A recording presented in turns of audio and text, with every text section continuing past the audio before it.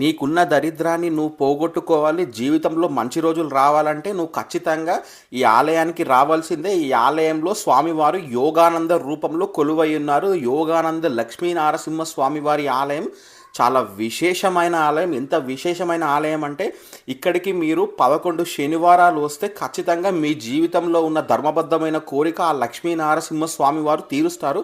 వచ్చిన ఒక్క భక్తుడు కూడా వెనక్కి తిరిగినట్టు లేదు. ప్రతి ఒక్కరూ విజయంతోనే వెళ్తారు. అంత విజయమైన టెంపుల్ మన శ్రీ యోగానంద లక్ష్మీనారసింహ స్వామి వారి మందిరము. అంత విశేషమైన టెంపుల్. సో ఖచ్చితంగా మీరు కోటి సైడ్ వచ్చినప్పుడు ఈ ఆలయానికి రండి, దర్శించుకోండి, మీ ధర్మబద్ధమైన కోరిక తీర్చుకోండి. జై శ్రీ లక్ష్మీనారసింహ స్వామి.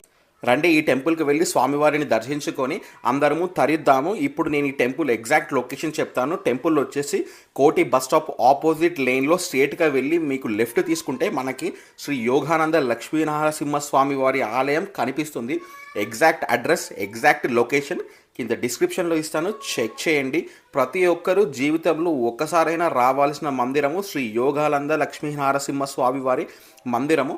కోటి సైడ్ వచ్చినప్పుడు కుదిరితే ఒక 10 minutes టైం స్పెండ్ చేసి ఖచ్చితంగా లక్ష్మీనరసింహ స్వామి వారి మందిరానికి రావడం మాత్రం మర్చిపోవద్దు. రండి, లోపలికి వెళ్దాం. లోపలికి వెళ్లే ముందు మనకి ఇక్కడ కాళ్ళు కడుక్కునే స్థలం ఉంటుంది, చూస్తున్నారు కదా. ఇక్కడ మీరు కాళ్ళు కడుక్కోవచ్చు. కాళ్ళు కడుక్కొని అలాగే కొన్ని నీళ్ళు నెత్తి మీద చల్లుకొని పక్కనే ఒక కొబ్బరికాయల షాప్ ఉంటుంది. కుదిరితే మీరు కొబ్బరికాయ తీసుకోండి, పూలు అలాంటి ఏమన్నా సమర్పించాలి స్వామివారికి అనుకుంటే సమర్పించి మీరు లోపలికి వెళ్ళవచ్చు. ఇది బయట చూస్తున్న వీడియో సేమ్ ఇలానే ఉంటుంది. మనకు మీరు ఈ స్ట్రక్చర్ని గుర్తుపెట్టుకొని ఇలానే ఈ టెంపుల్ దగ్గరికి వచ్చేసేయచ్చు. కూకట్పల్లి నుండి, సికింద్రాబాద్ నుండి, దిల్సుఖ్ నగర్ నుండి, అలాగే అమీర్పేట్, మెహదీపట్నం నుండి కోటికి ఎన్ నెంబర్ ఆఫ్ బస్సెస్ ఉంటాయి. సో మీరు ఏ బస్ ఎక్కినా కోటి బస్ స్టాప్లో దిగుతారు. ఎగ్జాక్ట్ ఆపోజిట్ లైన్లో మనకి ఈ టెంపుల్ ఉంటుంది. సో స్ట్రేట్ వచ్చి లెఫ్ట్ తీసుకుంటే మనకి ఈ టెంపుల్ కనిపిస్తుంది.